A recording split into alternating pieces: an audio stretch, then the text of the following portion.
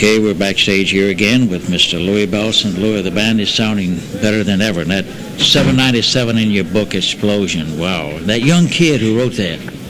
Yeah, that was written by a young saxophone player by the name of Matt Cattengoop. And he's only 18 years old. He's a student at Northridge School, you know? Yeah. And, of course, he's been able to sit in a section there with great players like Don Menza and Andy McIntosh and the guys.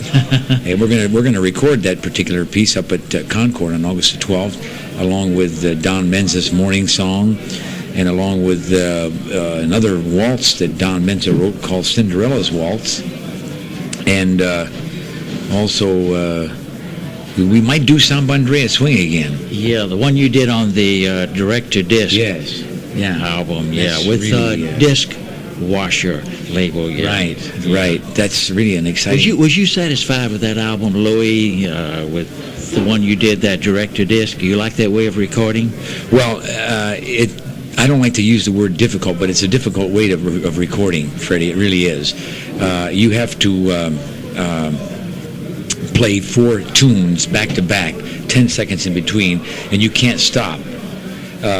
It isn't so bad if you're doing tunes that aren't demanding, but when you play tunes like Don Menza's Samba Andrea Swing, Skin Deep, and those kind of things, it's really rough on the band, because not only that you have to play them once, that wouldn't be so bad, but with a direct disc the way they did it before, I understand it's changed now, they have it on a digital system. Yeah. But then you could only do one set, would be only good for 10,000 records, which meant that you have to do it 7 times. So that really wipes out a band after a while, you know? Oh, yeah, especially if you got to do Skin Deep 4 times. Yeah. That's pretty rough. Hey, Peter, we just mentioned your name a little while ago. And also Nick's, yeah. Yeah, Nick, we got Nick in there too, yeah. Yeah, well, this album, though, will be recorded live, the conventional way. Yeah, it'll be live, and it's August the 12th. Yeah. So that should be exciting, because we got a good engineer up there, Phil Edwards, that records for Carl.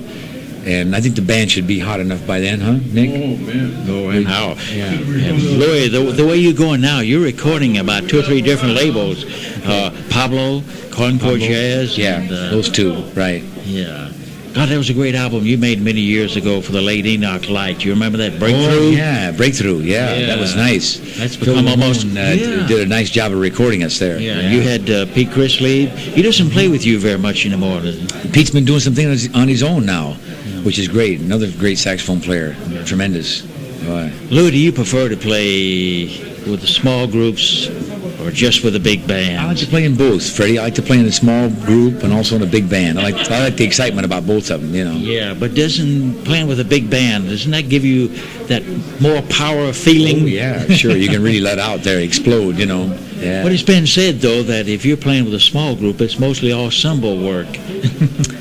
Where a piano player, will take a long chorus and then a sax player. But in the band, though, you got more freedom in there. Yeah, well, in a small group, it depends on what kind of music you're playing, what kind of group. A lot of the modern groups now, the drummer has a lot of demanding things to do, you know. He plays the part as soloist as well as the background, you know. So you much prefer you like them both that way. I like them both, really, I do, yeah. But one thing a lot of people have been wondering about, Louie, is that endurance that you have. Did you learn this from Tommy Dorsey? Well, yeah, I learned it from Tommy, but I learned a lot on my own, too. I learned how to pace myself, and I've always been able to do that. You know, I get stronger as the night goes on, you know. Yeah. So even though you do something like Skin Deep every set, that doesn't seem to bother you. No, I know it doesn't. No, I just I get used to it, you know, and it's not really that hard, so I just automatically do it, Freddie. That's all, you know. Well, the band is getting ready to go back on the bandstand, so we'll continue right after the last set. We're going to hold you to play something for me now. Okay. Dedicate something to me. I'm going to get my thinking cap on, write something, especially for you, Freddie. Yeah. All right.